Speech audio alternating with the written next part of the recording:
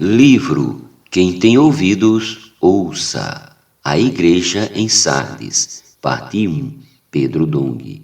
Capítulo 1. Tema desta semana: os antecedentes e a origem da Igreja em Sardes. Meta de hoje: leitura das páginas 20 a 23. Quem é o anjo da Igreja em Sardes? Uma vez que a verdade sobre a salvação veio à tona, aos poucos as pessoas tomaram conhecimento desse fato.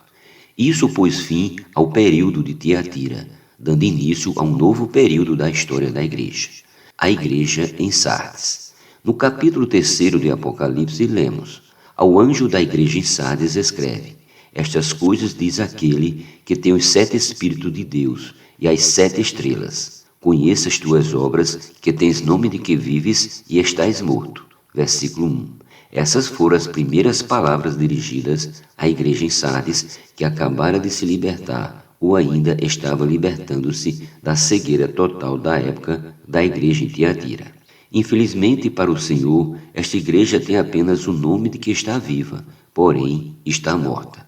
Ao escrever para Sardes, o Senhor se apresenta como aquele que tem os 7 Espíritos de Deus e as 7 estrelas. Vamos então compreender o teor dessa mensagem. Quem é o anjo? Quem são as 7 estrelas? Leamos. Quanto ao mistério das 7 estrelas que visse na minha mão direita e aos 7 candeeiros de ouro, as 7 estrelas são os anjos das 7 igrejas e os 7 candeeiros são as 7 igrejas. Apocalipse 1:20. Compreendeu quem são as 7 estrelas? São os anjos, cujo significado é mensageiro. Um dos problemas de Sardes é que desde sua fundação ela não deu atenção ao fato de que o governo de Roma, durante o período da igreja em Tiatira, estava completamente em desacordo com a Bíblia. Era o clero do sistema papal em Roma que a governava. Isso teve início no século II, no governo dos bispos, e se desenvolveu até o sistema papal, consolidando-se com o governo dos homens, que era o clero.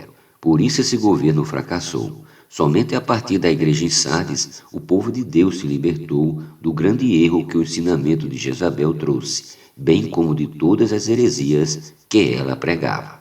O erro da igreja em Sardes. Na verdade, a igreja em Sardes precisava encontrar a raiz do problema, que, reitero, estava no governo da igreja. A igreja é o corpo de Cristo, portanto deve ser liderada por um anjo, o mensageiro escolhido por Deus para trazer direção da parte dele. Em outras palavras, faltava à igreja o comando divino por meio de sua palavra. É por isso que hoje damos tanta ênfase à palavra profética, pois ela põe em ordem todas as coisas referentes à igreja. Deus governa seu povo por intermédio de sua palavra, mas para isso ele precisa de um mensageiro. No tempo de Paulo, esse mensageiro era o próprio Paulo, que transmitia fielmente a palavra segundo as revelações de Deus. Por isso era constantemente atacado. Quem o atacava não tinha clareza de que ele era apenas um canal que transmitia o que Deus falava. Para sair da condição de quem tem nome de vivo, mas está morto, a igreja em Sardes precisava perceber isso. Ela precisava voltar, ver onde estava a mensagem de Deus e perceber a necessidade do mensageiro. Essa era a única forma de Cristo voltar a encabeçar a igreja. Ainda em relação aos mensageiros, convém destacar que há vários nas igrejas. No primeiro capítulo de Apocalipse, lemos: revelação de Jesus Cristo que Deus lhe deu para mostrar aos seus servos as coisas que em breve devem acontecer, e que ele, enviando por intermédio do seu anjo, notificou ao seu servo João. Versículo 1.